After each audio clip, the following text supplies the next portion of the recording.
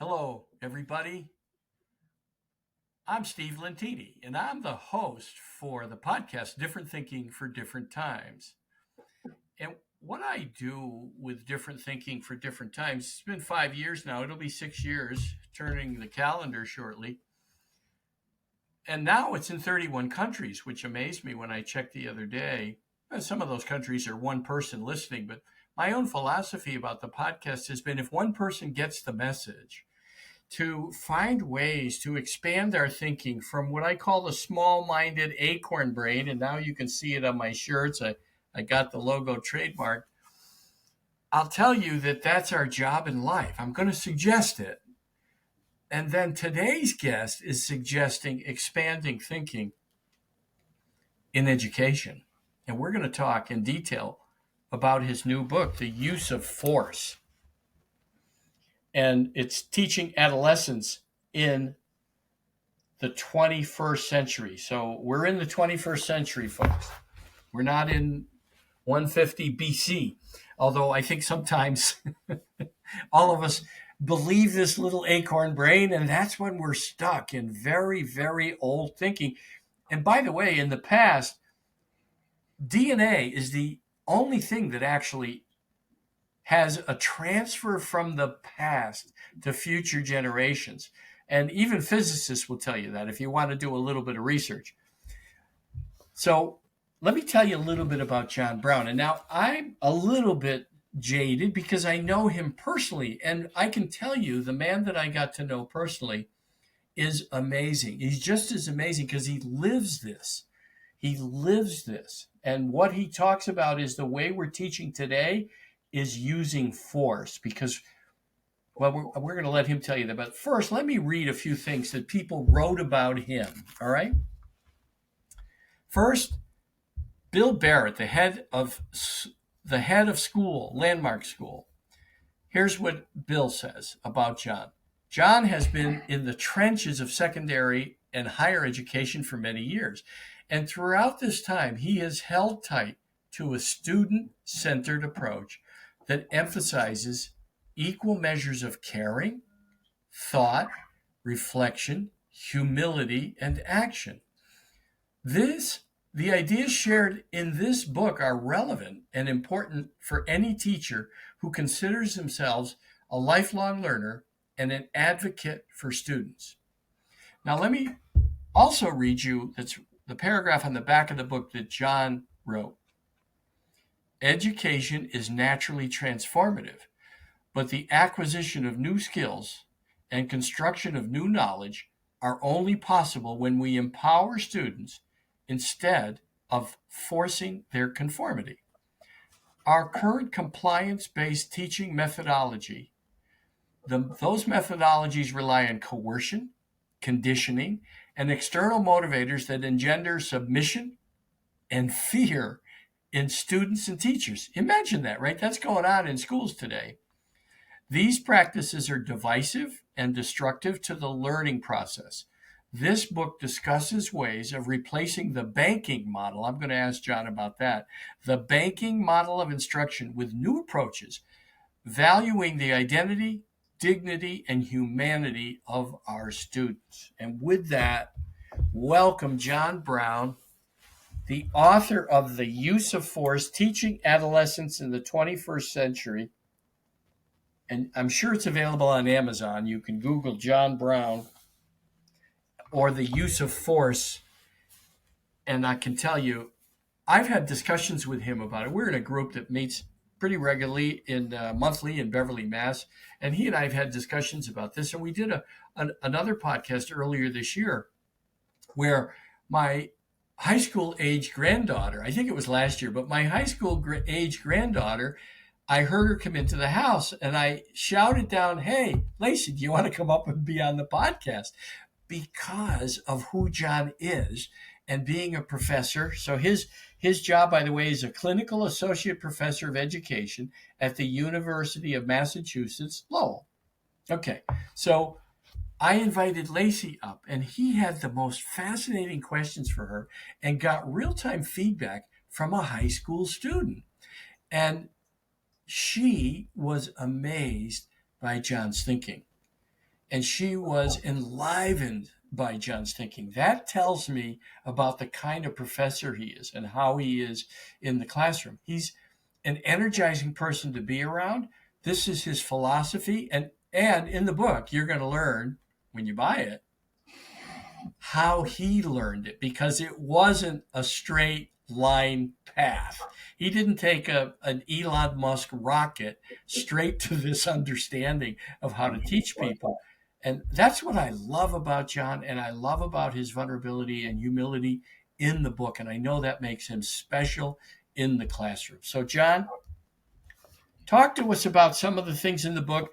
Maybe start with what motivated you, and then talk about the banking model, because that piqued my interest. Thanks for having me on, Steve. Again, this is great. I'm grateful. I'm grateful to have you, because I think that, the mission is, I hope one person gets the message of stretching their thinking and having a dialogue instead of a monologue. This conversation will help people come to an understanding that maybe they needed to have a dialogue with their principals, with their teachers, and with the people that manage the Department of Education in their town or their state about changing the way we're approaching students. So, welcome, John. So I'm going to start by talking actually about the acorn brain. Okay. Because the acorn brain is in this book. And I refer to it as the amygdala. So the amygdala is part of a human brain. It's the oldest part, and it's the part that cares about surviving. Right. And it's really somewhat outdated. Now, the reason it survived so well, and it's still the same, it's like the reptilian brain, you might call it, right, is because it's been effective in keeping people alive as both individual people, but also as a race of species of animal. Yeah. So the amygdala regulates things like breathing, heart rate, sweating, but it also controls your fight, flight, or freeze instincts. Yeah. Now, these things are things that older models, and actually I shouldn't say older because it's the model we're using now, outdated models of education rely on. They rely on people being afraid that they'll disappoint other people, that they'll get in trouble, that they won't get what they want. It's like a behaviorist model of managing other people's behavior. And it's unnecessary. At this day and age, it's unnecessary. So the little amygdala, which is, it's shaped like an acorn. It's shaped like, in fact, neurologists refer to it as being shaped like a walnut. They say. Right. The little tiny brain inside your brain, and it's deep inside there. It's the oldest part of the human brain. It doesn't think rationally at all. Yeah. There's a bypass between behavior and the amygdala that can go right past the frontal cortex that does rational thinking. This is what, and I was in schools today. I was at Lowell High School today, supervising a student teacher. Tomorrow I'll be at Neshoba Valley High School, supervising a student teacher. And everywhere I look, the teachers and the students are afraid. They're all afraid. They're so afraid, and it's so normal to be afraid now in our society that they don't even know they're afraid. So when I asked Kaylee, who is the student I went to visit today, and so I'm coaching her in her student teaching practicum, I said, "How are things going?" And she said, "Really good." I'm like, "Really?" She said, "Why? It doesn't seem like it." I'm like, I can feel some fear coming off of you. And she goes, I'm really overwhelmed. I'm like, "You can tell me when you're overwhelmed. It's all right." She was afraid that if I thought she was afraid, if I sensed that she was afraid, if she told me she was afraid, that I might give her a bad grade, for example, that she didn't have her act together. I actually need to know whether she's doing well or not. I need to know whether she's afraid or she's not afraid. I need to know whether she thinks she's doing a good job or not. But she wanted to hide any possibility that she wasn't perfect because she was afraid of her grade. Wow. I said, Kaylee, forget about your grade for a second. I need to help you. My job is to help you. If you don't tell me where the questions you have, the things you're wondering, your insecurities, your vulnerabilities, your weaknesses, your struggles, that I can't help you with it. I'm like, forget about your grade. I'm like, you're going to do fine. You're going to get a good grade. You're going to graduate from school. It's going to be great. But tell me what's going on. And then she opened up to me. Wow. And grades are a classic example of the compliance-based education system we have. Mm-hmm. It is a system, it's a token economy, it's a system of rewards to condition human responses so they're under control. So they're under adult control. So humans generally want to please other humans that they think are authorities to them. Mm-hmm. Mm-hmm. Mm-hmm. So there's an authoritativeness Mm-hmm. in all schools, K through 12 schools, college, graduate school, where all of the students are generally afraid of the teachers because the teachers have power over them. Yeah. That is not the best way to learn. No. When you trigger that amygdala and make people afraid, they don't think as well. They don't imagine as well. They don't conceptualize as well. Yeah. They can't admit where they're struggling and then get help. Yeah. So I wanted to start with that, but I'd be happy to tell you, I'd be happy to tell you about the banking model of education. Sure. Wasn't my idea. Okay. It was popularized by a Brazilian educator named Paulo Freire. Mm-hmm. And he wrote a book back in 1968 called, he's not with us anymore, he died, called Pedagogy of the Oppressed. Wow. He was way ahead of his time. Way ahead of his time. He was a Marxist, just to lay that out there, a socialist. And he believed in something called critical pedagogy. And critical pedagogy is it's about questioning authority. Mm-hmm. And when he wrote chapter 2 of Pedagogy of the Oppressed, he laid out this model of teaching that was used then and is still used today, called the banking model. And the banking model assumes that students, for example, in a classroom, don't know anything about the subject that's being taught. They don't know anything. Mm-hmm. And that the teacher knows a lot. And the teacher is going to make deposits, like in a bank, Mm-hmm. of information into the individual students' heads. Mm-hmm. And then they will know. And that's how simple learning is. It's also called a transfer model. I'm going to transfer information I have in my head, Mm-hmm. information that you have in your head. Mm-hmm. This is problematic for two reasons. Mm-hmm. One, that's not how people learn. Mm-hmm. There are lots of different theories about how people learn, and we don't know exactly how they learn. We know all the theories. But that model, the transfer model of education, which is very popular right now, doesn't match any of those theories. Wow. None of them. So it's completely outcomes based, which is why high stakes testing is popular now. Right. So the other problem is it disempowers children. So children already don't have any power, right? In our society, children aren't allowed to do a lot of things. They're not allowed to, and mostly because they don't know what they're doing yet. They're young. So we don't give them a lot of control over their lives. Mm-hmm. So children go to school because they have to by law. It's mandatory attendance. It's like prison to them. So they go into the cage all day long, and we pretend it's not a cage. We dress it up with curriculum, and we come up with a scheme like a token economy, like grades, and we sell them a system to domesticate them. And next thing you know, most of them are complying with us. They're not learning, they're complying. So what happens is we decide we're going to measure how much information that we had and they didn't, that they now have because we transferred it from here to there. And Brown University, the Annenberg School, at Brown University. Annenberg School is the school of education at Brown. Mm-hmm. They did a study years ago. I think it was in the 1980s. Mm-hmm. And it showed how this banking model doesn't work. Mm-hmm. And what they did was they went to Harvard Mm-hmm. and on graduation day. Mm-hmm. So they made a documentary film.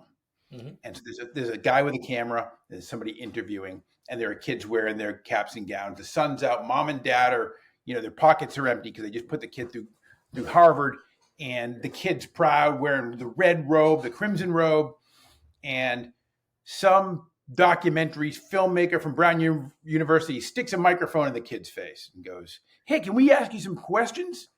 And the kid goes, "Sure, whatever you want. What was your major in college?" "Oh, my major was biology." "Oh, good. Can you answer us a question?" "Sure." And the documentary filmmaker then takes out a log from a tree and hands it to the kid. And the kid's holding a log in Harvard Yard. And the documentary filmmaker says, "What is that?" And the child says, the adult, really, he's like a young adult, goes, "Well, it's a log." And he goes, "What is it made of?" And he goes, "Wood." Like, yay, I got that right.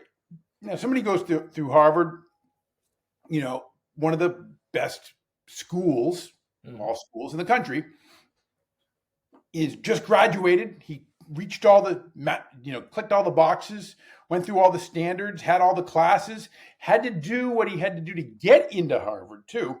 Mm-hmm. That kid is then asked, how did that become wood? Like, how did wood become wood?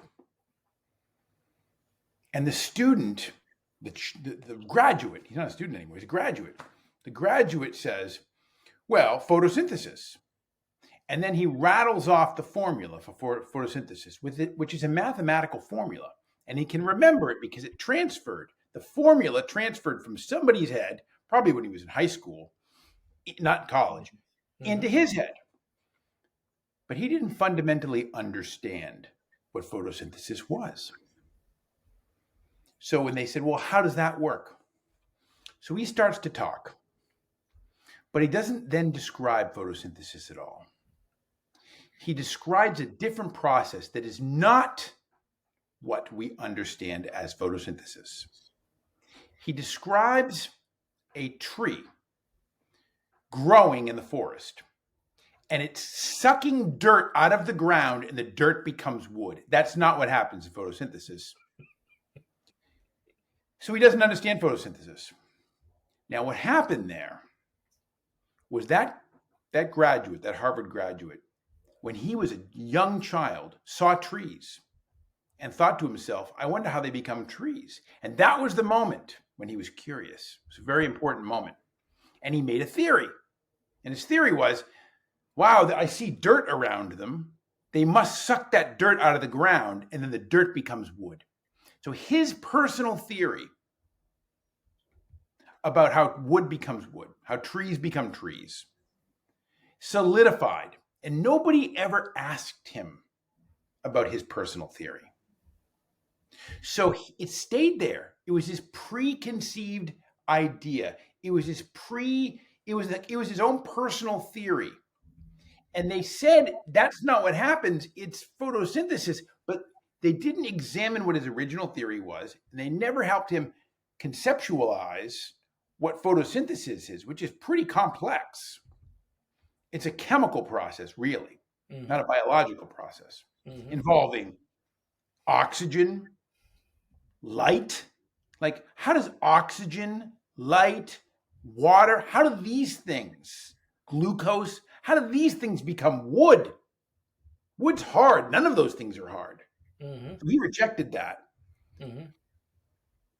So the documentary filmmakers made their point, right? Well, they're relentless. They went across the Charles River over to MIT, same day.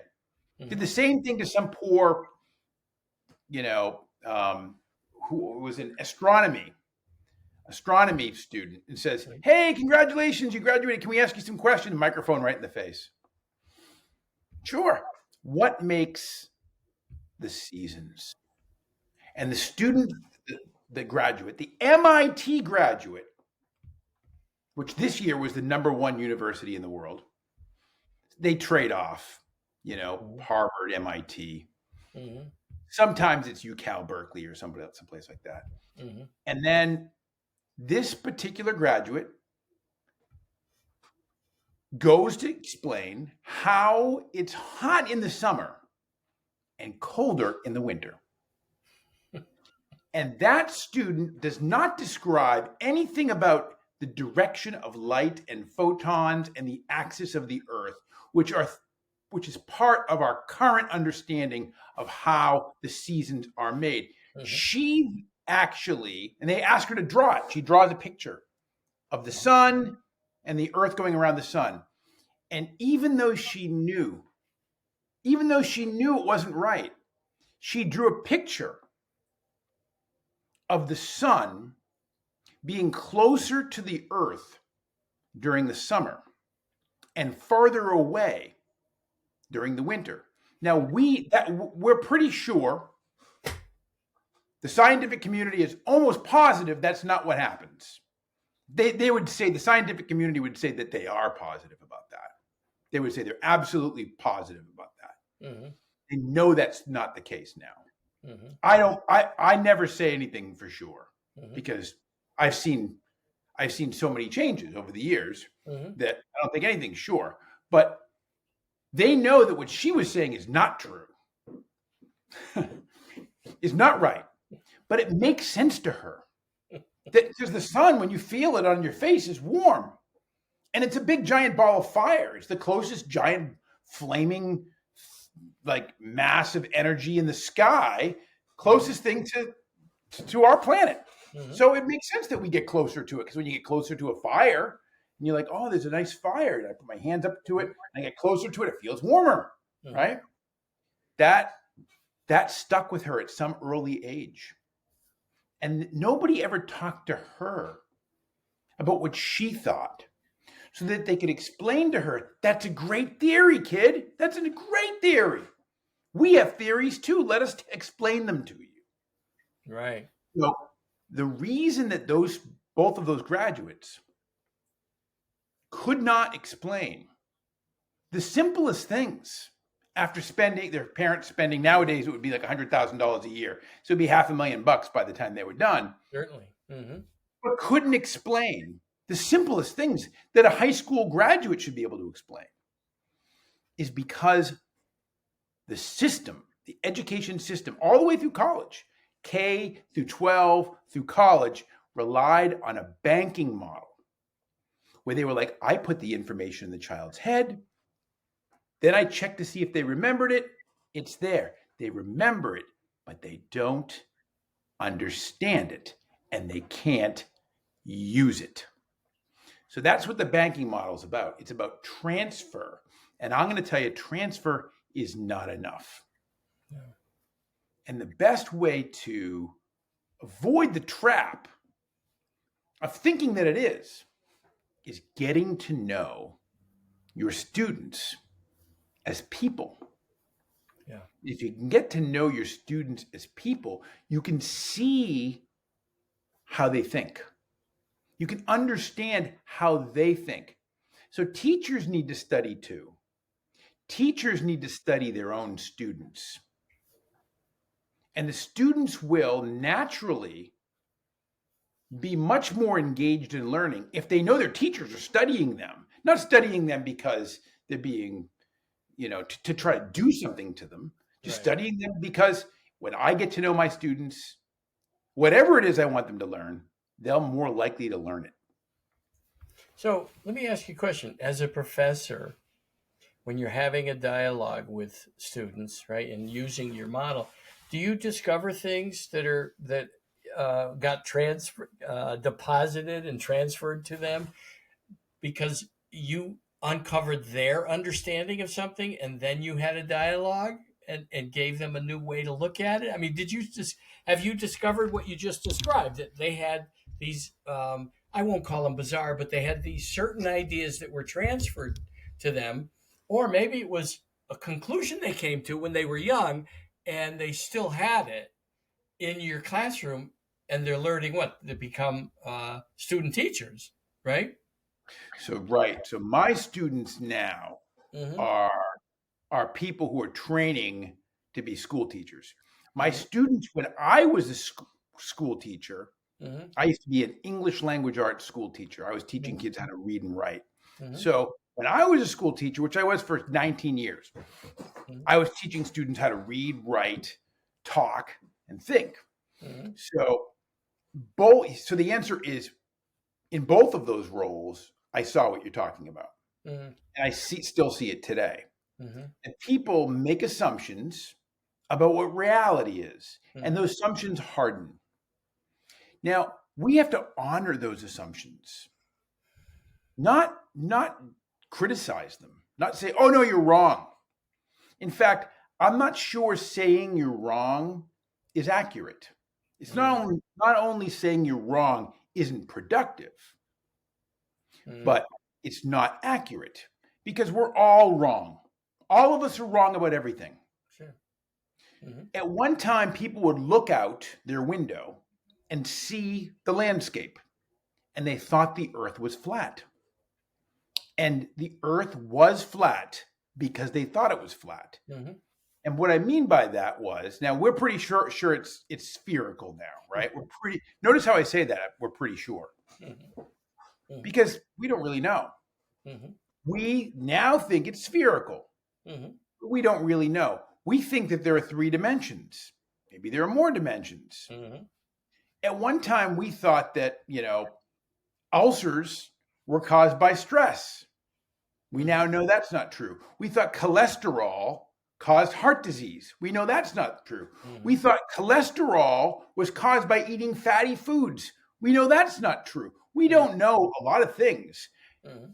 But here's the problem. We now think we're right about something. Like, Sure. oh, cholesterol is what it goes up when you eat fatty foods and it goes down when you eat non-fatty foods. Mm-hmm. We know that's not true.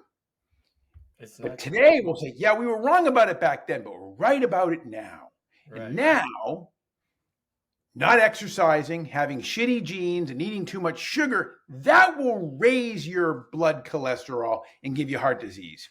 No, that's just what we figured out for now. Right. Someday we're going to realize that's not it either. It's dangerous to think for us as teachers and as adults and policymakers and decision makers to be so arrogant that we think we know what's going on. Because human history will tell you, We didn't know. generation after generation, that you're wrong, you're wrong, you're wrong, which is why sometimes people get a little bit disillusioned about science. They're like, oh, science says this is true, and then they say, oh, this is true, and then science doesn't really know. Well, science shouldn't act like it knows what's true or even real. Science and scientists, if you talk to real scientists, will say, yeah, this is our current conception. All science is still a theory. Right. Well, This is what we think is true now. yeah. And ordinarily they compare data. Well, this is what we found. Oh, well, let's share data because we found this. And then they come to some advancement in a conclusion. But again, like you said, that's not the conclusion, right? They know that there's continuing data and information and experiments and et cetera, et cetera. Yeah. So in education, are we at a place where we are teaching people how to think instead of what to think? I mean, are we teaching people what to think instead of how to think? So yeah, we're In teaching some places. people what to think Mm-hmm. and how to think. And I think both of those things we need to reconsider. Mm-hmm. So the university, for example, teaches people how to think. Mm-hmm. And for so long, the university was teaching people to remember things. Mm-hmm. That was what thinking was, remembering things. Right. And being able to like hear something or see something, and it could be a word or it could be a concept or whatever, and they put it in their memory, and then if they can bring it out fast, they were smart. So Right. if you're fast and accurate memory, Right. well, now we know, and we're starting to move in the right direction, that there are other ways to measure intelligence, Mm-hmm. not just speed and the accuracy of your memory, but Mm-hmm. also understanding, comparing things, analyzing things, Mm-hmm. creating things, Mm-hmm. synthesizing, organizing. Mm-hmm. These ideas, these concepts are more advanced than simply storing and then calling it up, Mm-hmm. right? So when we talk about what to think, Mm-hmm. we're teaching facts, and we need to teach facts.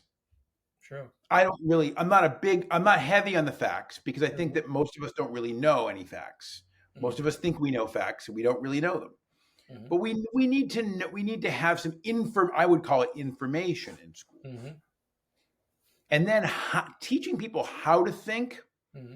is typically done like this. I'm the teacher and I know how to think, and I'll tell you how I think, and you should mimic me because look at me. I've been successful in life. That's not what I do when I teach. I don't say, be like me, do me, do me, do it like I do it. I don't do that. Teach like I teach. I don't do that. I say, you do you.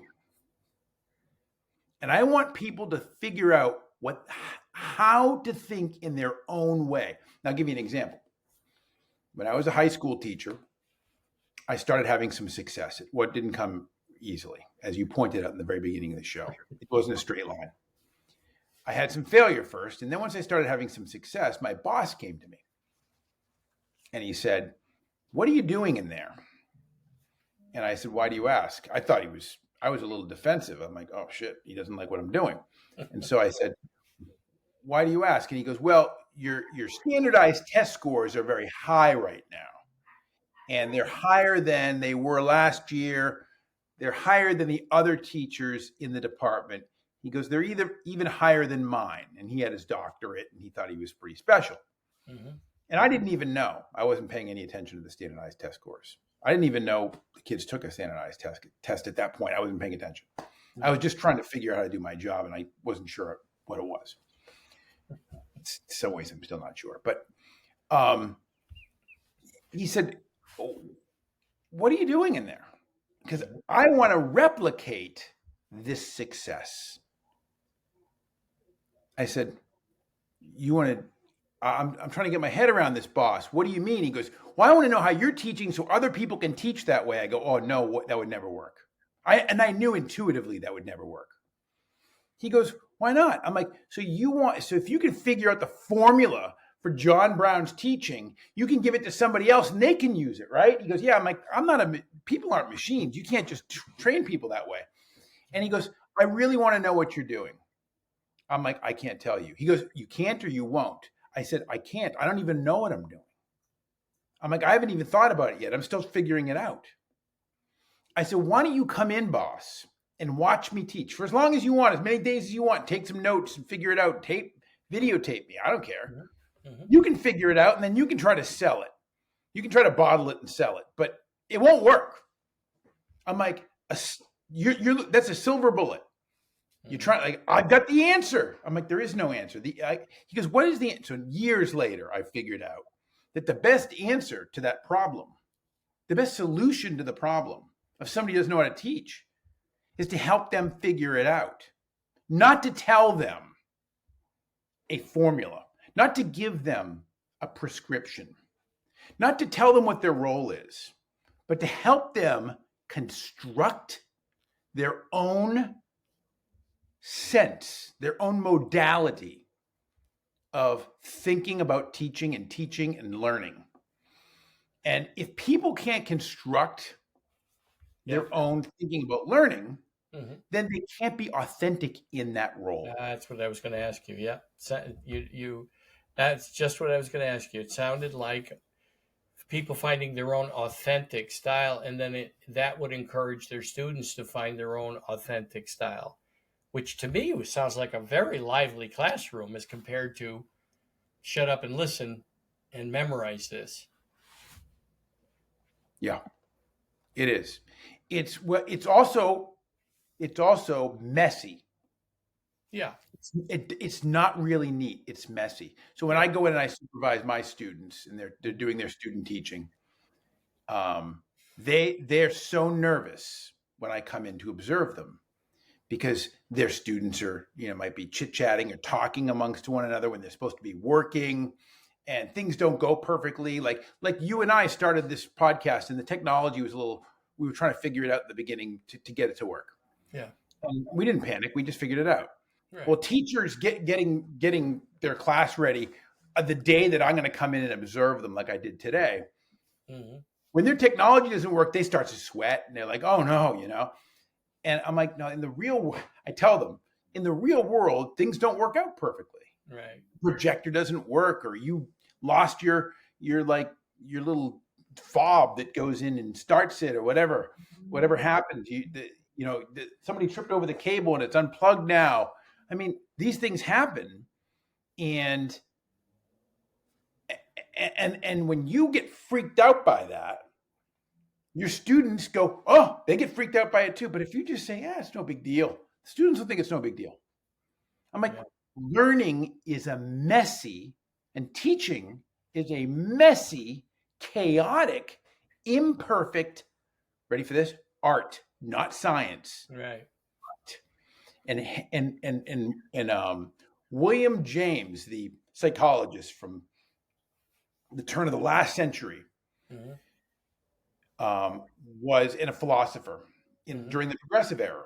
He was before Freud's work, before Jung and Skinner and all those psychologists and Thorndike, before those guys started talking about teaching and what you should do when you go teaching. James was at Harvard. He was teaching there, and he went over to the Cambridge public school teachers, and he would give them talks, these free talks. And he was the first one that said it. He said, this is not a science. This is an art.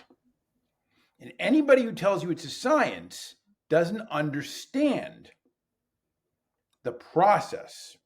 The process is rather organic. And today we have a curriculum. We have an instructional modality that is... And a standardized test. That is very scientific. It's a science-based curriculum. Children are not excited about learning by formula. They're not excited about that. Is that why we're falling behind as a country? Do you think? So is that one of the reasons? I mean, there's going to be, teaching is messy, right? So there's going to be more than one reason, but is that partly the reason that we're falling behind in so many areas? Yeah. So this kind of teaching started as a result of a study that was done in the 1980s called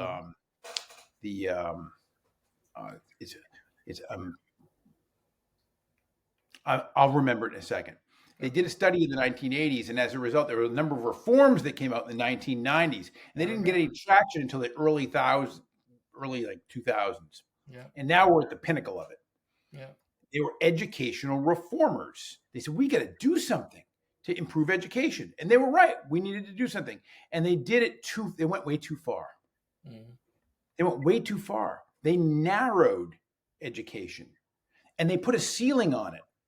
So if you take a standardized test score and you ace it, let's say you're a genius. Let's say Steve, well, we know you're a genius. So Steve's a genius. We give him a standardized test and he aces it. There's no point in Steve doing anything else now. Now we could make the test twice as difficult and you'd still ace it. But I can't give that test to everybody. Because if I give the test that's twice as difficult to everybody, then lots of people are going to fail it. We want everybody in American schools to be the same. We want them to all be the same. And we're all measuring the same kinds of things. Even at the university level, I was teaching a class last spring in education technology.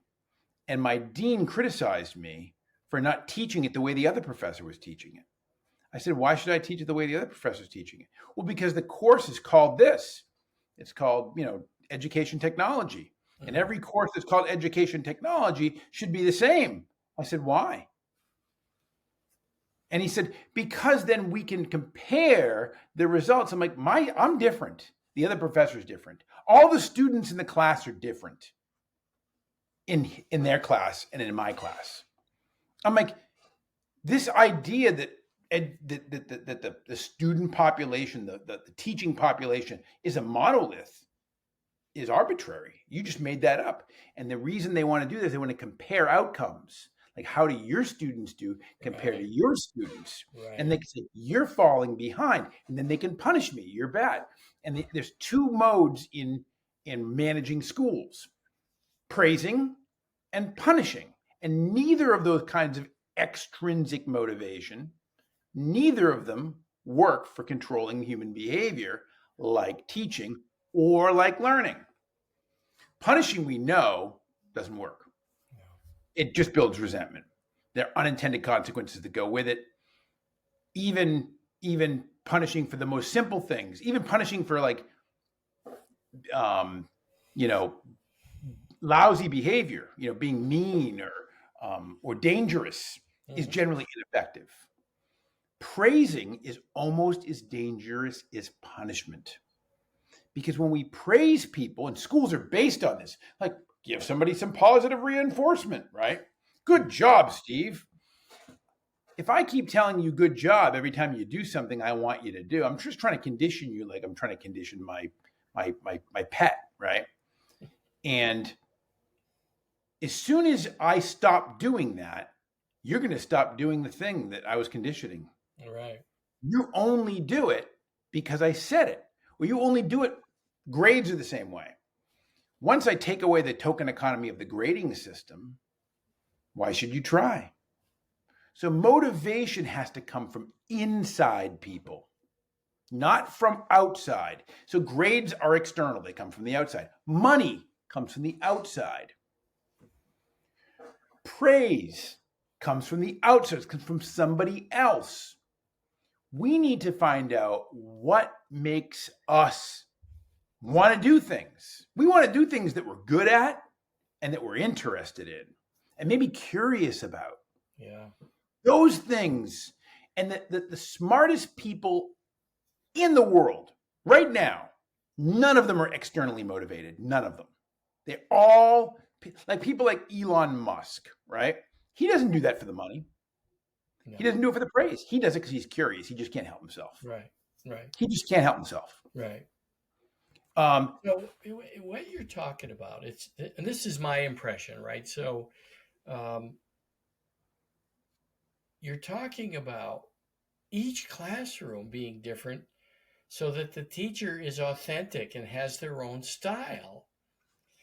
And that is scary to administrators. It is. But it's the same system we're using for students. So in other words, we want the teachers to be controlled and compared. It's not a standardized test, but in a way it is, because we want this English teacher and this English teacher and this English teacher and this English teacher all to teach the same way.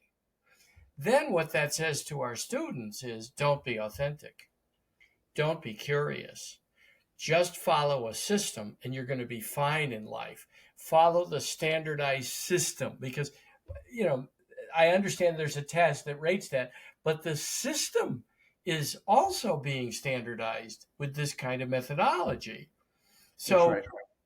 How is this going to get translated? And is it already in some schools like Montessori's? I don't know. Like, is it somewhere where students are getting to hear this about being alive, being authentic, being who you are? Because you know what?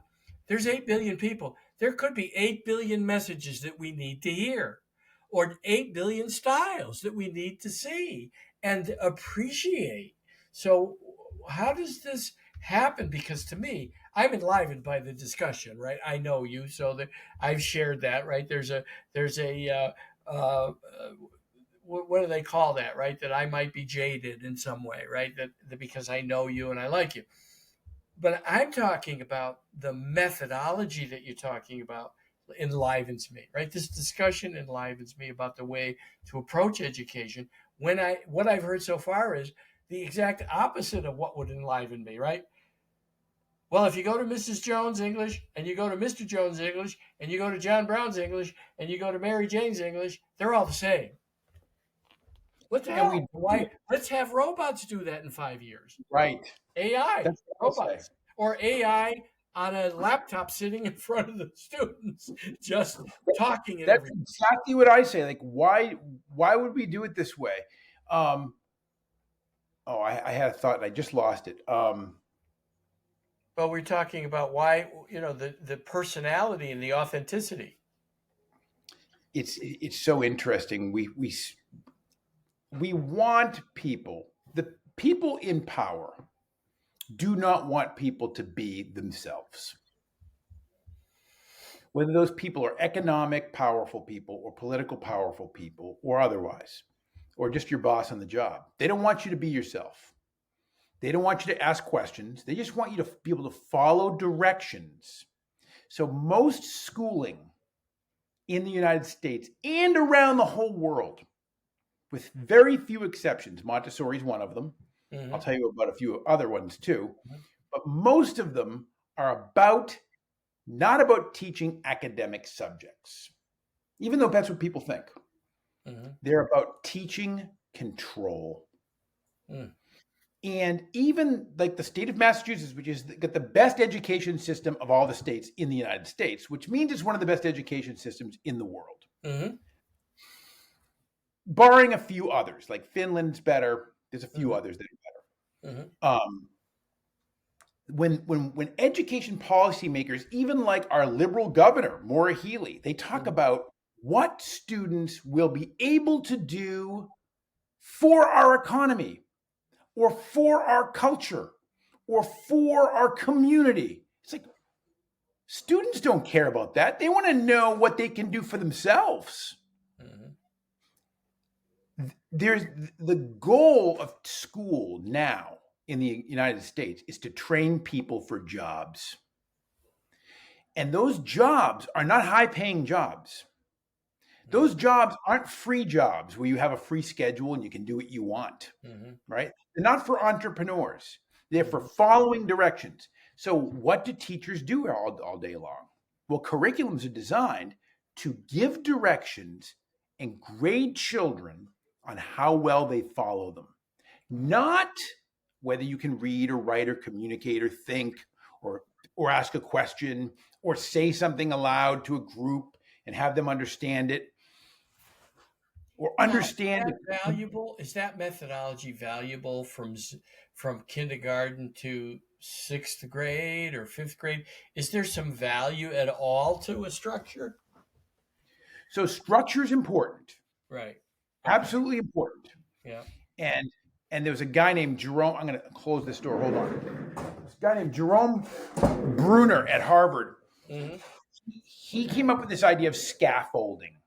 Mm-hmm. Imagine you have a building and you have scaffolding built around it. Mm-hmm. So it's holding things together, like if Mm-hmm. you're like putting a brick face on something, Mm-hmm. or you're painting it, or you're putting new siding on a house. Mm-hmm. You're building that edifice, and that scaffolding is necessary to hold it up Mm-hmm. until it can stand on its own. Mm-hmm. And when he talks about structure in education, he talks about scaffolding. Mm-hmm. Key thing is, when do you take it down? Right. Otherwise, you foster this deep sense of dependence. Now, our society wants that deep sense of dependence. So when the child is in elementary school and you have too much structure, you don't take it down. They still need it and rely on it when they go to middle school. Mm-hmm. They're dependent on it. They're addicted to it.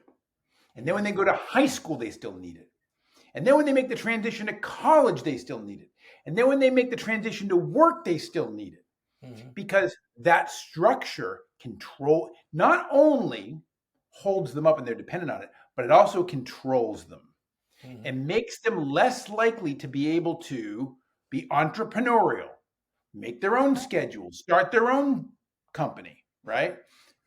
Carve out their own role in life. True. Conceptualize things their own way, right? Mm-hmm. And so, and that's why people like Bill Gates or Yeah. Steve Jobs or I'm trying to think of all the people that we know that weren't number one weren't good team players. Well, Elon Musk, another name, Elon Musk, too, right? right? People who weren't good team players, they typically didn't do well in school. And they're not doing well in school was actually a prerequisite for them to be able to work outside of the box, because you can't keep a kid in the box from the time they're born until when they're 20 years old and then say, dude, now you need to think outside the box. They don't know anything else. They're like, what box? The box is so obvious. It's so like right there. It's so part of them. They don't even know it exists. Yeah. So my dean used to, when I had a dean, and I actually really liked her. She's a dean I had like 2 or 3 deans ago.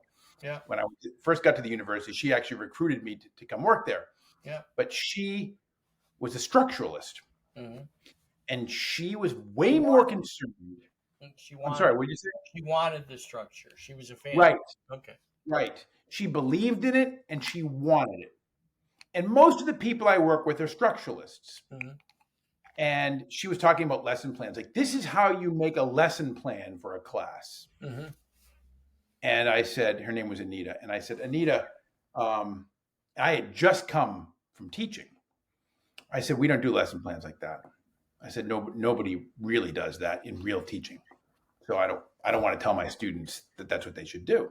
Mm-hmm. She goes, well, what do they do? I'm like, well, we don't have time to do it. I mean, if you did lesson plans the way you're talking about, you wouldn't have time. That's all you'd do. You'd never call parents to talk to them about their kids. You'd never grade papers. You'd never talk to kids and get to know them. You'd never plan a lesson. All you'd do would be doing, you'd never do anything. You'd never reflect on your teaching. You'd never talk to your colleagues. All you do would be, how do I format my lesson plan? So it has an objective and 3 activities and essential questions and a formative assessment and a summative assessment. And she had this formula. Mm-hmm. And she didn't understand what I was talking about. I said, Anita, imagine a box and then there's something in it. She goes, yeah. I go, I'm concerned with the something in it. You're concerned about the box. And she goes, oh. I said, I'm not trying to insult you. Mm-hmm. I said, there is a space, like scaffolding. There is a place for the box, for the structure. It is important, but it's not as important as what's in the box. Right. When you take the scaffolding away, then what happens? So I used to teach high school English, and I used to ask my students to create a topic for writing, to choose their own topic, and they couldn't do it. Wow. I said, well, what are you interested in? They weren't interested in anything. What do you like to do in your spare time? They didn't know. What are you curious about? They didn't know.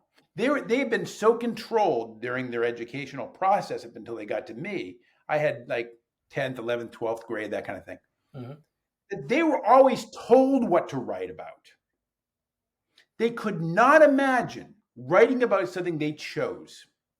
They were always told what to write about. And they were always told to write about something that was part of a larger schema, a larger curriculum. Mm-hmm. There was oftentimes getting to get them ready for a high stakes test or something. Mm-hmm. And I'm like, I just want you to write about something you're curious about, or write about something that you know about. Mm-hmm. It was a bigger struggle to teach them how to think about something they were interested in than it was to teach them the how to organize language into a paper or an essay or a paragraph or whatever. Right. They didn't know who they were. So, when I ask my students now to write what their teaching philosophy is, they're trying to remember what somebody else told them it should be. Well, but you came to this through experience and noticing that when you gave up the old bullshit, so to speak, pardon my French, right? The following the formula, and you just became true to yourself, right? Because I remember you telling me you just got fed up with the way it was being taught, and it wasn't working out. The students weren't learning much. They weren't performing very well. But this is what you had been told to do. Right. And when you threw it away and started this, what you're talking about, right? What you're talking about to me sounds like Mary Parker Follett in the 20s. She came out with power over or power with. Which one sounds like it's more productive and healthier for people. And of course, that was the first time people were hearing it in some organizations. She was going to boards of directors for not-for-profits, and she was saying it's power with. You guys are all in power over people. It's power with. And as you start sharing the power and opening up the box, you're going to find more ways to raise money, but you're going to find more ways for this not-for-profit to do good. And eventually, by the way, it ended up in Congress. She was talking about power over versus power with. And then Peter Drucker adopted her. Imagine, she came up with this in the 1920s, and Peter Drucker was the first one to make it available to business. He discovered her work. And in the 1990s, it started to get populated in business. But it doesn't sound like it's in schools to the degree it needs to be. So I came to it with a lot of pain. Yeah. Because I'm the firstborn in a Catholic family. I was raised by authoritarians. I was raised in this system. Yeah. And it works for people like me and you. We're white guys. We want to climb on top of we're the apex predators when it comes to culture, right? So I figured I had it coming to me. Mm-hmm. And my parents wanted me to inherit the world, my parents, they believed in the civil rights movement and they were enlightened. They're both, educated, etc. But they wanted me to inherit the earth, and have opportunities, etc. Mm-hmm. And I learned as a child, you play by the rules, and that's how you get into the position to have opportunities. So it wasn't like I heard that you need to play by the rules. It wasn't like I heard it. I didn't learn it. I adopted it. Mm-hmm. I inherited it. Mm-hmm. I incorporated it into me. Mm-hmm. I was domesticated. I'm the oldest kid in my family, so I'm the firstborn. I'm a good boy.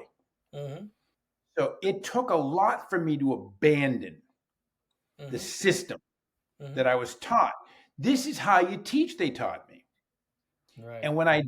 And when that didn't work, it hurt. Because at first I thought I must be a failure if this isn't working.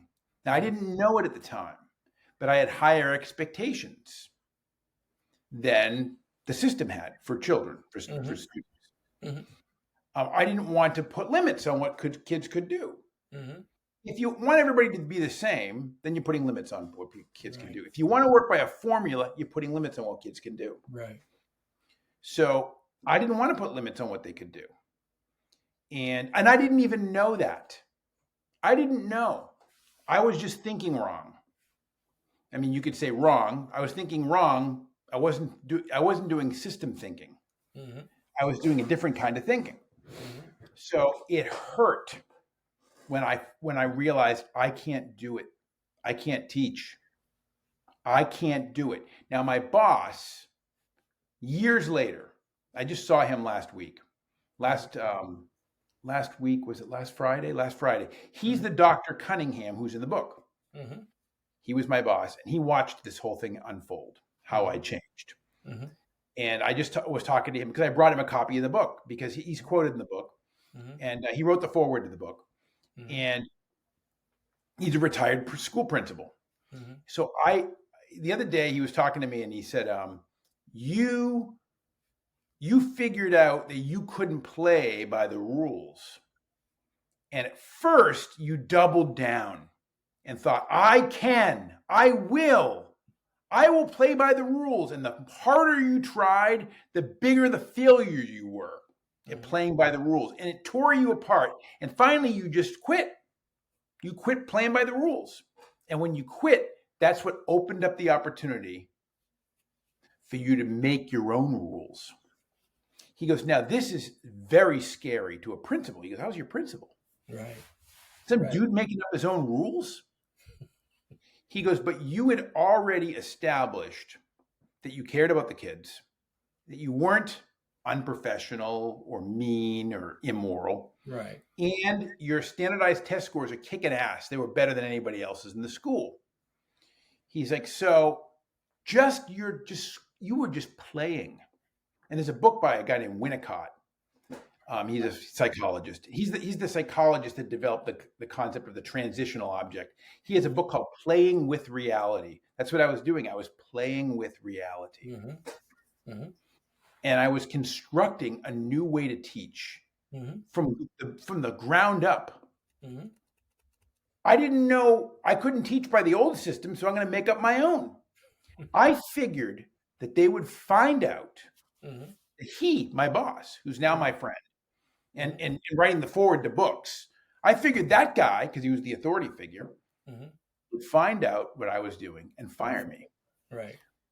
But that was okay with me because I couldn't do it the other way. So I figured it's going to take a couple of months for them to figure out how far off the map I am. And when they find out, they'll probably give me a chance to get back on the map. That's what they do. They're nice. Right. The union will get involved and they'll go, give him a chance to improve himself. And I'm like, and I won't improve myself then either. I'll stay off the map. They'll realize, but it'll take a few weeks or months, and then they'll fire me. And I'll think to myself, I had a good run. At least I did it my way, right? I got lucky. Well, wait a minute though. You were like a scientist without setting up a real experiment. Now I was. You have I results was of the playing with experiment. reality. Yeah. So I want to read a couple things that you wrote. Page 47. Embracing the tension of teaching. Now I highlighted this. My truth is undeniable, and so are theirs. Like thunder or the sun pouring through the clouds after a storm, like birth or death, the truth, yours or mine or my students, can't be negated. My truth can be rejected by someone else or disowned by me, but only fools pretend they don't hear the clap of thunder. When my truth and their truth contradict one another, when one of my students holds something to be true and I hold an opposing truth, there is tension. This tension is common, and I used to reject their truth, thinking that tension was dangerous and a threat to my position.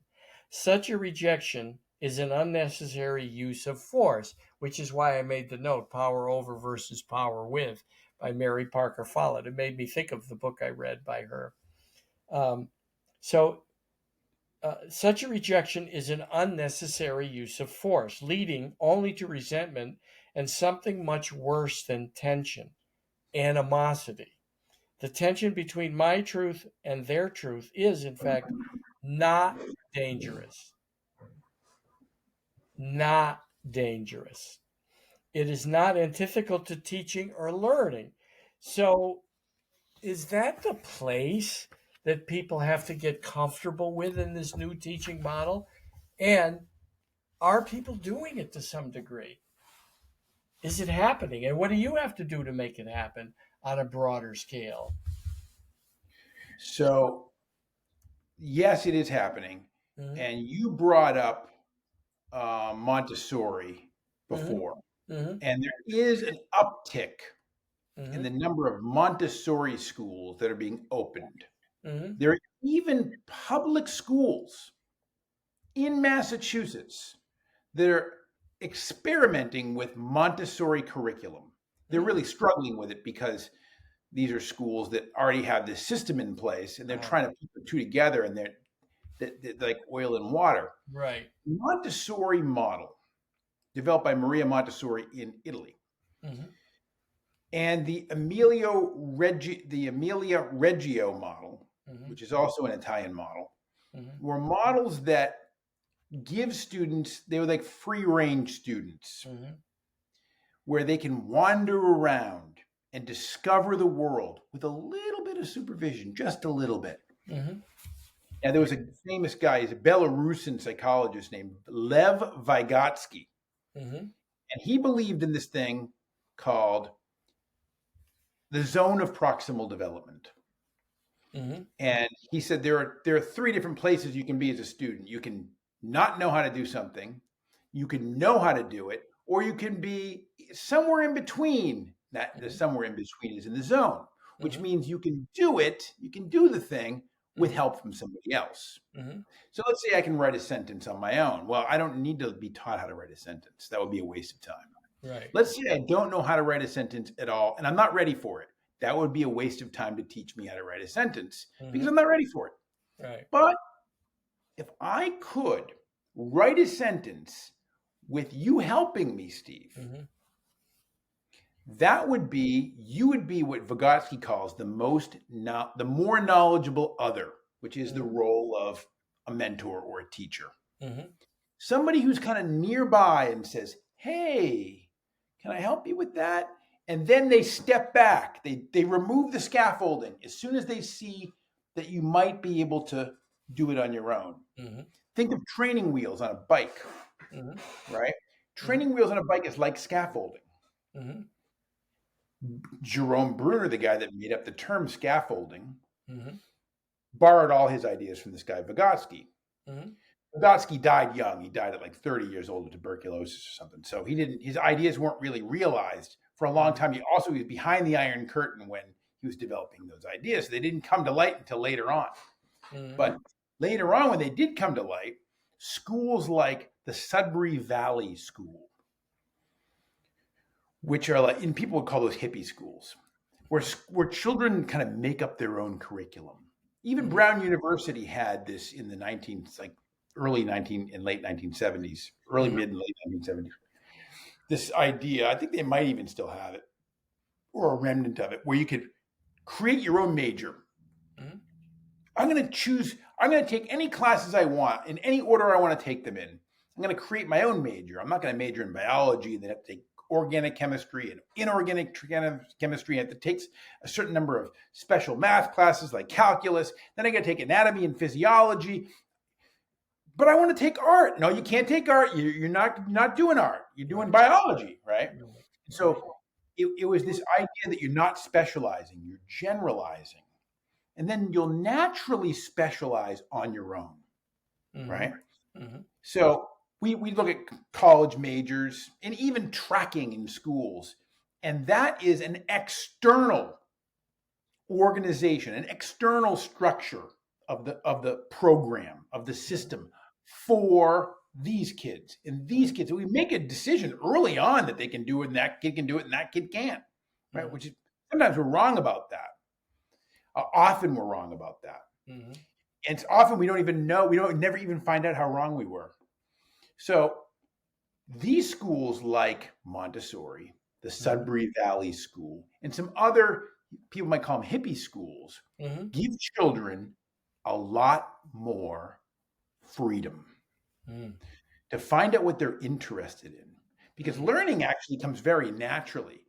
And that's what your granddaughter reminded me of. Mhm. Mhm. She was curious. Right. You were curious. So you're a curious guy too. You're like you've got a youthful, curious mind. Right. You're always interested in learning new things. Most people aren't. Most people are interested in learning things that will pay off for them. They're conditioned that way. Right. Like, why That's would I read that? Why would I read John's book? right. Why would I read that? Is it part of a class I'm taking? No. It might change your mind. Oh, I don't want to change my mind. Changing my mind is upsetting. I don't want to read that. Why would I do that? Why would I try a new restaurant? I like the one I'm in, right? Right. What if I don't like it? Right. Right? What if it's really expensive? But I don't know Lacey, who said it, but someone said, "Don't worry if you have an open mind; your brain won't fall out." I'd love to find out who said that. But that's a I want good to go one. back to this tension in teaching, because then you said that's why I have embraced that tension. I honor their truth now, whether it matches mine, contradicts it, or stands in simple contrast to it. Embedded in my relationship with my students, is what Batkin, 1981 and 2010, called the sacred dialogic tension between these opposing truths. Right. That's why you're such a natural fit for my podcast, because I talk about dialogue, right? Having a dialogue.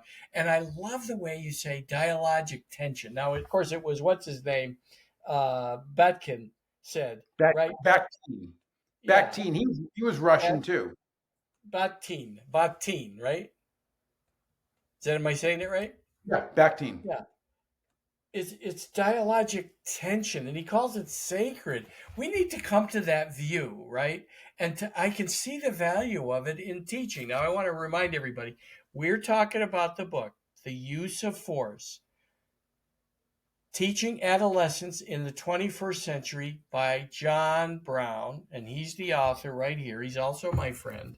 So full disclosure, but I can tell you, reading it and knowing him, he's in full authentic mode, and now he's teaching what he learned, and he learned it the hard way. We just shared that earlier, right? He thought he was going to get fired, but because the students kept performing, and he was enlivened because there was an exchange of energy, and that's what the universe is. The whole universe is energy, and it's exchanging, right? There's black holes that are sucking everything in, and then there's new stars born. In fact, the James Webb found I think they called it an exoplanet. I read it last week, that's spinning 756 times a second, faster than our blender on the counter, right? So they're still discovering things they have no idea about. But again, it's energy continuing an exchange in the universe. And I've been telling my clients, what energizes you? That's what you do. Leave everything else behind. And this is what you're talking about in the classroom. So now you said some schools are using, you just mentioned Sudbury, some Montessori's, but how does this message in your book become a broader message, right? And I'm sure, are your students hearing this from you, your student teachers? Yeah. So the book. Is the university on board? No. No. So the Okay. university is not interested in what I have to say about education at all. They would not even argue with it, because arguing with the ideas in the book would give them merit. So they won't. They Dialogic tension. Right. right. The Okay. university ignores my work. This kind of work. The university is very authoritarian, and I'm not sure that all universities are like that or not. Mhm. I've been to other universities. I worked for a couple of others. I've Mhm. been to them when I went to school myself. Mhm. And it seems that universities are becoming more and more authoritarian Mhm. and more monolithic. And Mhm. that wasn't the case when I was like a kid and when I first went to college. I saw professors who had differing ideas and opinions, and I loved that. Right. The difference was important. So how do you get this message? What is it that you think will help get the message out? Are your student teachers learning pieces of it? Are you exposing them to the light, so to speak? And are you having sacred dialogic tension with them? So I'm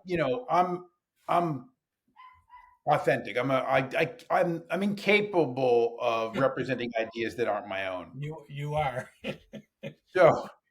So the university wants me to do A, B, and C, and I'm like, sure. And then I lie to them, and then I do what I think is right. So my students have been listening to this bullshit for years. Mm-hmm. In fact, in the acknowledgement section of the book, it describes how the book came to be. Mm-hmm. So I used to have these students, former students. So my students become teachers. Mm-hmm. And so sometimes they reach out to me after they graduate and they're in their teaching jobs, and they say, "Oh, I miss the conversations we used to have in class, Mm-hmm. because that used to help me think about my teaching, and now I wish we could do that." So I would occasionally, about 4 times a year, invite former students who were interested in that to come to my house. Mm-hmm. And we would just eat some food and talk about how our teaching's going. Mm-hmm. And they would say, "Oh, this is great. This is like class used to be," right? We're talking about the ideas about teaching. So one time, Kelsey Little, her name was. Mm-hmm. She's an 8th grade teacher in Bedford, Massachusetts now. I've been to her classroom, not because I was supervised her student teaching. I did supervise her student teaching, but she was in Fitchburg back then. but I've been to her classroom because I was a consultant for the Bedford Public Schools at one point, and I dropped in and visited her. Mhm. Anyway, she's standing in my living room one day, and she's being very quiet. And people say, "Hey, Kelsey, you haven't said anything. What are you thinking?" She goes, "I'm thinking, when is Brown going to write this stuff down Oh, that's right. so we can refer to it?" And they all turned and looked at me. And I Mhm. said, "That sounds like a lot of work." And they were like, "Oh," they laughed, right? They were like, "You are so lazy." And I'm like, "Why don't you guys write it down?" And then, and they're like, "We're school teachers. We have a lot of work to do. You're a college professor. You have an easy job. You do it." That was like 10 years ago. So but it didn't, it took me a couple of years to write the book, but Right. it didn't leave my head. I Right. couldn't, I just, the idea, they're like, "You need to write this down. You need to lay down some of these ideas that you keep telling us about that we don't hear anywhere else." I'm like, "These ideas are other places." They're like, "Yeah, they're in the places you look, not the Right. places that most people look." Right. So they're like, "You need to synthesize this stuff into a book." So I finally did. Our friend, you and me, we have a friend named Paul, Right. and he suggested, he goes, "Just do it one chapter at a time. Right. Do Yeah. it one chapter at a time." Yeah. And so, how do I get it out? Yeah, it goes to my students, and then my students live it. Now they struggle Well, because and you're they take these modeling it though ideas. too. That's important. You're modeling it, Obviously, I'm modeling it, right? but And the they discussion. go and they get teaching jobs, and the Yeah. schools where they work are not open to this at all. Mm-hmm. So it Mm-hmm. creates a not a sacred tension, a very painful tension. Yeah. My way or the highway Right. But tension. we are seeing some changes in our Yeah. society. Yeah. And I'll give you an example. Mm-hmm. There was a test in Massachusetts. There is a test in Massachusetts. It's a Mm-hmm. state test. It's a graduation requirement. Mm-hmm. When I was in school, we didn't have it. And when I Mm-hmm. started teaching, we didn't have it. And Mm-hmm. they in like the year 2000 or 2001, they implemented this test, Mm-hmm. this high stakes standardized test as a graduation requirement. Mm-hmm. Well, we just had a referendum on our ballot in Massachusetts, and 60% of the people in the referendum said, "We don't want that to be a graduation requirement Wow. anymore." Wow. So they're rejecting the old, they're beginning to reject, this is the people, just not educators, Right. are beginning to reject the old system because they recognize there are parts of it that don't work. Right. As they reject that system, new ideas will come up, Mm-hmm. not just mine, but others. Some of them will be good, some of them won't be good. But there's an opportunity now, there's an opening now Mm-hmm. for a Is place well, for it. is there a way like to get this book to your union, right? And they say this is something worth reading. The union How wouldn't do it. about we urge parents to go out and buy this book and send it to the administrators of their school and say we want our teachers to read this. I mean, I think there's got to be a groundswell because this is enlivening work, and anything that's enlivening, energizing, is the work of the universe because the universe continues to what gets fed grows, right? What gets fed grows, and what doesn't get fed withers and dies. This is something that is easy to feed, right? It's an energizing, uplifting book and a process that makes sense. So the universe will support it. We just have to get it started. We just have to give it a push off the dock. Yeah, so it would make sense Mm-hmm. for schools, both private and public schools, Mm-hmm. leaders and teachers to read the book. It's small. It's easy to read too. Yeah. It's very Mm-hmm. small. It's only what? It's only a couple hundred pages. It's not even a Right. couple hundred, it's only 150 pages, Right. right? Yeah. So and then invite me and my former students It's who understand. 147 when you don't count the references and the Right. resources, It's short etc. and it's easy to read. It's in some places kind of personal, Yeah. and it's not like typical academies, right? No. So if educators had this and they Yeah. dipped their toe in it, Yeah. and then people like me and other people, not just me, but other people like me, came and initiated conversations with them Yeah. about it. Yeah. I want to Then read something else. I want to read something else because I mentioned Mary Parker Follett and then I mentioned Peter Drucker. And on page 123, invest in classroom culture, you write, management guru Peter Drucker is credited with the quotation, culture eats strategy for breakfast. Whether Drucker coined this phrase or not, its genius lies in the fact as a maximum of organizational structure, performance can be increased by the power of group consciousness or ethos. This omnipotence that culture holds over individual teaching methods, strategies, or best practices to motivate people toward a goal is significant. That's why this has to happen. Instead of managing students, as most teachers try to do, using what they call best practices, quotes, you put it in quotes, teachers who intentionally work to build culture with their students use less surveillance, fewer incentives, and practically no punishments. I mean, this is this is the time for this, John. There's an energy in the universe that says this is what we're going to support. The universe will support this. We just got to give it a push out into the, it's like, something started that planet that's spinning faster than a blender, 756 rotations a second, right? And it's lit up. That's the other thing. The thing is lit up so that it got discovered. This needs to get lit up. I don't know that we want it to spin 756 times a second. And it's got to get lit up because it really resonates with anyone that has some common sense and enthusiasm about energy, about being enlivened and wanting our children and our kids to be enlivened and energized in school. yeah, yeah. So when I think about the energy you're talking about, Yep. um, imagine a teacher standing in a classroom Hmm. and doing what teachers typically do. Hmm.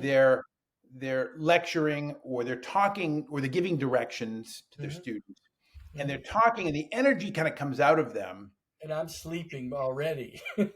right? And it goes right over the students. I saw it today. It goes Yeah. right over them, Yeah. right? They are kind of like passive, which is something we train them to be. Yeah. And then the information, the energy goes right over them. So teachers are very tired at the end of the day Yeah. because they're pushing the energy, Yeah. pushing it out, and they're Yeah. forcing it, Yeah. forcing energy. And it's not getting there. It's just going out there. Yeah. They're not getting anything back. So with me, when I was teaching and when I teach now, I don't do that at all.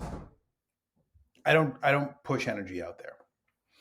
I push a tiny bit out there, Hmm. and then it settles on people. And I don't care if they take it. It's totally up to them. Hmm. People are human beings are autonomous creatures. Hmm. I don't want to force anybody to do something and think Hmm. something. Hmm. And then they come back with questions. So Right. now I'm getting energy back. Right. So I put a little energy out there. This is Right. dialogue, right? And then I Right. get a little bit back. Now, Right. most times, if you're an insecure teacher, and most teachers are insecure, and the system develops insecure teachers, they don't want questions. Teachers don't want questions because they might get a question that they cannot answer, that they Mm. don't know the answer to, Hmm. or that they think they know the answer to, but will be contradicted by somebody else later on, and then they'll be embarrassed. Right. Well, I'm not afraid to be embarrassed. Right. I'm not afraid to be wrong. I'm also not afraid to say I don't know.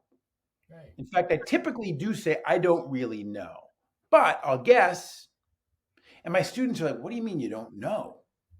You're supposed to know. I'm like, according to whom? Yeah. Well, you're the teacher. I'm like, well, you have a different conception of what my role is here. My role isn't to tell you how things are. Mm-hmm. My role is to get you thinking about how things are. Mm-hmm. Mm-hmm. And so my classroom, I'm putting information out and I'm getting information back. Sometimes I leave my classroom and I'm more energized when I leave. Yeah.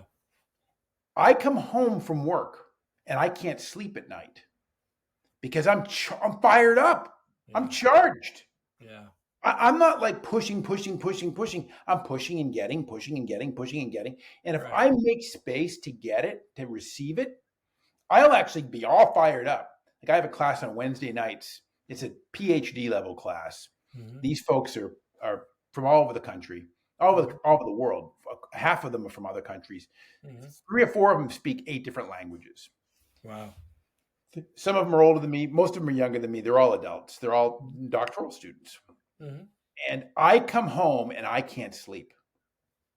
They are all smarter than me. Mm-hmm. And I have no problem with that. And I've already told them, I'm like, you guys are smarter than me. They're like, well, what do we do? I'm like, I don't know. They're like, what do you mean you don't know? I'm like, I don't know. You're asking questions of a guy that doesn't have the answers to those questions. I'm like, they're like, we're not asking you about meaning of life. We're asking you about how do we do this work? I'm like, we'll all figure it out together, but I don't know. You're asking some pretty complicated questions. They're like, you're the only professor we've ever had that says you don't know so much. I'm like, the other professors are sort of lying to themselves and to you. They don't know either. Right. I'm like, because knowing something is pretty concrete. I'm like, I don't want you to stand on any ground that I laid down and said that's ground. Well, and, You and, could and fall right through. well, and I think the key piece of your work is that the individuality, the authenticity will create something that's far broader than the standardized, everybody following the same model because we can measure it. We can compare you with teacher A, who's perfect, and teacher C is not so good. And And your method would mean they couldn't rate teachers based right, on that, but they could based on the enthusiasm of the students. Why not let the students rate the teachers in a model like that? Right? Say, what'd you learn? Well, I'm amazed. I'm learning that I could do anything. Right? That I found a few things that I'm passionate about. Well, how'd you discover that? Did she teach you? No, we talked about it and we discovered it together. I mean, to me, right? And I'm jaded because not just because I like you, but because it's a model that I'm encouraging people to incorporate in their lives, never to follow anyone or anything blindly. Prove it to yourself. And I don't want to teach anybody about my method. I say take it or not. If it sounds valid to you, experiment with it. Prove it that expanding your thinking is going to expand your life. It's going to change your life. And I don't even care if one person. I'm happy if one person said to me in an email, Steve, what we discussed today was amazing.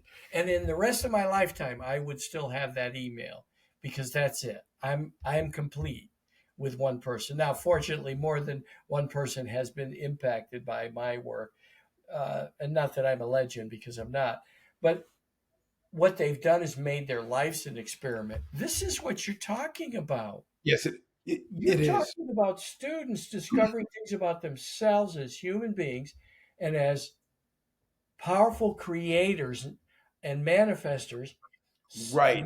masters of circumstance versus being victims of circumstance and wanting the system to take care of them or blame it on the system or, hey, I didn't make it compared to the standardized model. Teacher A was better than me, so I lost out. Well, to me, pardon my French, it's all bullshit, and you've hit it. You've hit the nail on the head.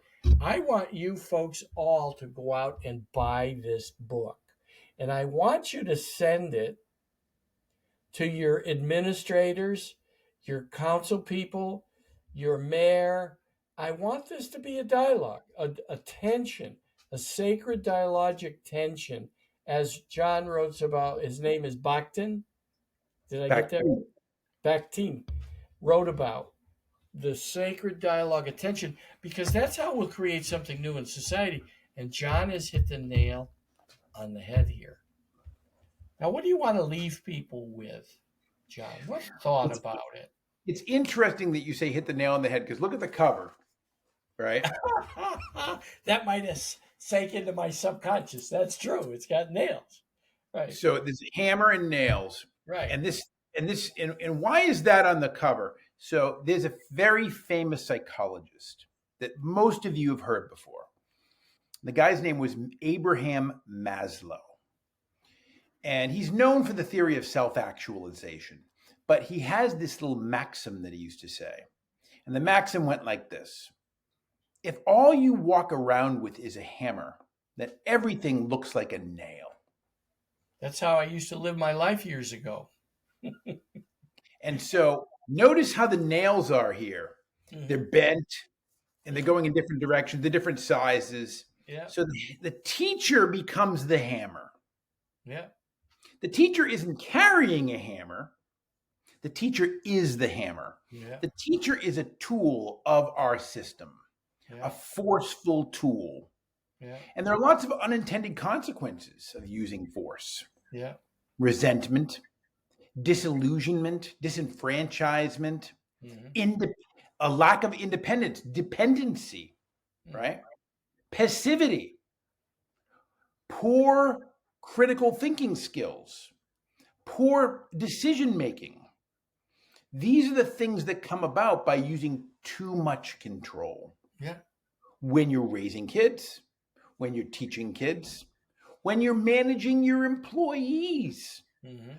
Google, the company Google, did this experiment. They actually stole it from another company. The other company was called Atlassian. Mm-hmm. And they did this experiment. They said, we're going to let you guys, meaning the people who work there, have a day every week. They called it 20% Google time. It was one day a week. It was Friday. Mm-hmm. And to work on your own projects, your own Google projects. Mm-hmm. So, because people would always go up to the management and say, "Hey, we should do this, we should do that," and they go, "No, no, no, stick to the script. We're a Right. business. We got to make money. That's not a part of our model." So, to satisfy those people, Google, this is many years ago, they said, "We'll give you one day a week just to get that shit out of your system,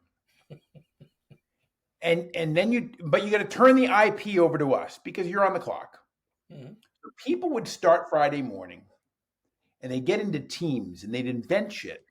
And they would work all the way through the weekend, and they'd turn it in on Monday morning. And they were so excited about it. They were motivated not by anything external, not the money, not achievement. They were motivated by pure curiosity. Mm-hmm. Mm-hmm. What were the products that came out of Google 20% time? Mm-hmm. Number one, Google Maps. Wow. Number two, Street View. Wow. Number three, Gmail, which is the biggest, Google Maps is too, but which is the biggest email server in the world. Yeah. Google Talk, which is a voice over internet protocol. Yeah. Um, Google Cultural Institute, which Oh. is a street view inside museums all over the world. Where Oh. you can go to a museum and you can steer yourself through the museum I like gotta Street write View. that down. I didn't know about that one.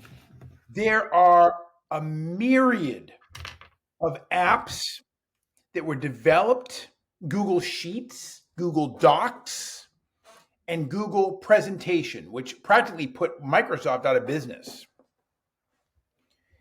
Google Drive Right. came from Google 20% time. Wow. That was because they gave those people the freedom to work on their own projects. Wow. Can you imagine if we did that in corporations today? Like how productive we'd be. If we imagine if we did that in schools today, How do how we do it productive in we'd be. schools? How do we do it in schools? Because it's going to scare people. This is going to scare this idea will It's scare scary. people. Yeah. And part of it, the way they wouldn't be scared is they would have a few examples, like a Montessori or some school who's tried it, even if they've tried it a little bit, right? They haven't done the whole experiment yet. But how is this going to get even tried as an experiment, do you think? Well, you would do it as a pilot. So, like Mm-hmm. a school could have one teacher, because Mm-hmm. most people in most schools aren't capable of doing this because most teachers are domesticated and they're not very creative because Right. they've had all the creativity sucked out of them. Right. So they can get that creativity back, Mm-hmm. but they have to understand that the system promotes it. Mm-hmm. So you find that one teacher, that one radical teacher who loves being creative, and you say, "Hey, why don't you run with this as a pilot program, Mm-hmm. as an experiment?" And Mm-hmm. then we'll kind of watch you. And you tell us about what's going on, and we watch you, and you take some kids who are innovative too. Mm-hmm. And then you grow it Mm-hmm. very slowly. Mm-hmm. Another teacher wants to do it. And then another teacher wants to do it. And then you look at it and you reflect and you study it. And you don't go whole hog with it because you might go too far and throw at some of the important traditional things we have in our Right. school district, Right. school system. Right. Right. Could be a blend. So, They how do they get support from you if they're going to reach out and send this to someone? How do they contact you? You want them to email me? so I have I a don't want to website. just give out your email or your website without your consent. Oh, you absolutely can give out my email and my website. So I'll give you my website. I'll tell you what it Mm-hmm. is. Mm-hmm. Um, Hold on just a second to make sure. I want to get it right. And I'm not on the computer I usually use.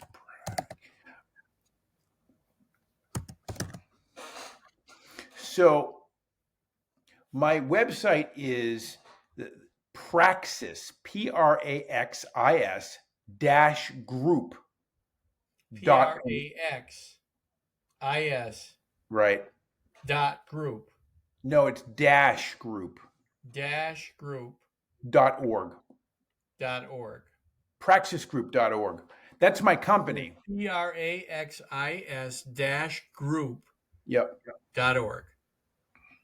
And your email, do you want to give that out? Yeah, sure. So my email is jbrown@praxisgroup.org. And that's how people can reach me if they want me to come out and talk about the book. Um, Principals could assign this book. Principals have been doing this thing lately. I would never do this as a principal, but they give homework to their teachers for the summer. Mm-hmm. So at the end of the school year, they say, "I want everybody to read a copy of this book." And they all read the same book over the summer. And then they Mm-hmm. come back a day early. I would never do this to my teachers. And they say, "Let's talk about the book." Okay. And I would never do that because I think it's forceful and I'm not about force, Right. right? Right. But if some principals really wanted to do that, Mm-hmm. they could do it, and I could come in that day before and we could talk about it. It's Mm-hmm. not that bad a book to read. You'd only have it, you can read this in a day in the summer, Yeah. right? Oh, fun. So it wouldn't be Yeah. that bad. Yeah. I would never do it. I would never say, Mm-hmm. "I want you to read this book over the summer." I'd tell you, have fun in the summer, relax, take the day off. Or I'd make it voluntary. I'd say, "Hey, if you want to read a book, we'll give it to you for free." Now, I have listeners in 31 countries, so they can go on Amazon and buy this book. So you might get a call from uh, Tajikistan That would be awesome. or Germany or Russia or Turkey. I mean, I have Czechoslovakia. I have listeners, like I said, in 31 countries. So um, I'm grateful, John, for this time. I'm grateful to be able to get the word out because this is something. This is a methodology for the future. The use of force, teaching adolescents in the 21st century. You don't have to be the hammer anymore. Albie, come here. You don't have to be the hammer anymore. And I think that's going to be the healthiest thing that students and teachers could benefit from this, right? Just to be able to make a contribution of who they are. And it's about time we embrace this.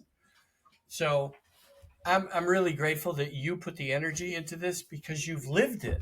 So it was great that you did that. And I want everyone that I can reach To buy one, I'm going to be talking about this again next week and this week on my Instagram, which somehow went from 43 followers to 4,350. I don't know if that's a mistake, but it's happened organically over time. I'm just posting stuff and it's organic. And then I've got 15,500 followers on Twitter and 2,500 or 3,000 on Facebook, and probably the same. It's over 3,000 on Instagram. So you're going to see some posts about this. I'm warning everybody, not you, John, but everybody. I love the idea of this book. I love what it says. And I know the man who wrote it, that he lives it. And he learned it the hard way. You'll read about it in the book, The Use of Force, Teaching Adolescents in the 21st Century.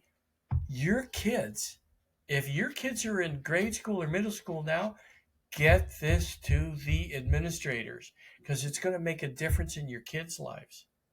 Maybe you start having a sacred dialogic tension dialogue at home, that you start sharing ideas instead of thinking about uh, uh, having your kids think the same way you do, right? Let's maybe even apply it at home, because it is fascinating stuff. My parents didn't know you. They were born in 1904 and 1909. They never talked politics. They never talked race. They never talked religion. They had their beliefs. Um, but I didn't even know my mother worked. She went to work in a laundry at age 50 because they needed the money for minimum wage. And when I was 18, so she was 7 when I was 7 when she went to work at age 50. I brought my shirts when I was 18. And when they heard my last name, I said, Steve Lentini. Oh, your mother's here. I know my mother's here. And they said, you want to see her? I said, of course. So I went back and saw her. She worked in a little United Nations, and I only knew people by name. Anna, Maria, Sue Lynn. That she never mentioned anything about race or religion or anything else. That's just how they were. And that's we had dialogue about things, but we didn't have dialogue about separation. And this is the kind of thing that when people learn to have a sacred dialogic conversation, right, with tension, and appreciate the tension, it's the place where we all appreciate the different creations in this world. And imagine too that these, as Einstein used to call it, the superior reasoning power that created this unimaginable universe. And he died a long time ago, and we still find it unimaginable, right? Like that little planet that's spinning as fast as a kitchen blender. This book is going to make a difference in people's lives, a big Think one. about the civil conversations we're having post election, right? Yeah. Mm-hmm. Democrats are wondering, where did we go wrong? How come all these people are so stupid? That's what they're thinking right now. Right. Why would they vote for this guy? Right. There is no dialogue. Right. Yeah. And there's no dialogue because people are afraid of the tension. Right. They're afraid of it. Right. What we need to do is we need to be talking to each other. Yeah. Democrats talking to Republicans, people who voted for Trump need to be talking to people who voted for Harris, and getting to know each other and not trying to convince anybody of anything. No. Just getting to know each other. That's all it takes. Compromise, right? Is there a common ground? Is there something common? Is there a place in the middle somewhere? Because, like you said, it won't happen without a dialogue. And Gurdjieff used to say, without chaos and conflict, there'd be no creation, right? So to embrace it, hey, we're having some dialogue, and it's a little scary. There's some tension in it, but something new will come from this if we keep up the dialogue. Because a lot of times the expectation is that we'll have a dialogue and we'll come to a conclusion the same day, and that might not be the case. It might take 6 months, a year. That's what happens. Then we know it didn't work right. Right. That's true. That's true. So, thanks so much for having me on your podcast. What? Thanks so much for having me on the podcast. Oh, I'm grateful. This is just an amazing message that I want to support. I'm going to do everything I can. I'm only one little person. I wish I could spin 756 times a second, but I can't. I'm not going to say I can't. I'm investigating it. It's always a possibility. I know you are. And you know what? I'm blessed that you and I met, and I'm grateful. And I'll tell you, this was inside you without a doubt. I heard it when I first met you, and this is who you were. You talked about this, you described it, and you're living it. And that is, it's always an honor to know people that are living their truth and sharing it without regard. Like you said, I don't want to convince anybody of anything. Let them pull themselves into it, right? Let them be attracted by it and say, this is worth trying. And the way you're so open about saying, try it your way, right? That's the way. There's no one way. Right. I say to my clients, if I ever tell you I found the way, run away. Right. Run away. That I'm right with you on that. I don't know. know what I'm doing. Yeah. I don't know what I'm doing. If I ever tell you I know what's going on and I know what I'm doing, then you know I've completely lost I've lost my A game and I've stopped looking. I've stopped looking for reality. And I'll call you in a few weeks after you say that and tell you, get your head out of that dark spot. Yeah. We won't say where it is. Everybody can imagine. All right, everybody. John Brown, I'm grateful. Thank you. And thank you, Steve. You're welcome. We're going to get this book rocking and rolling. Excellent.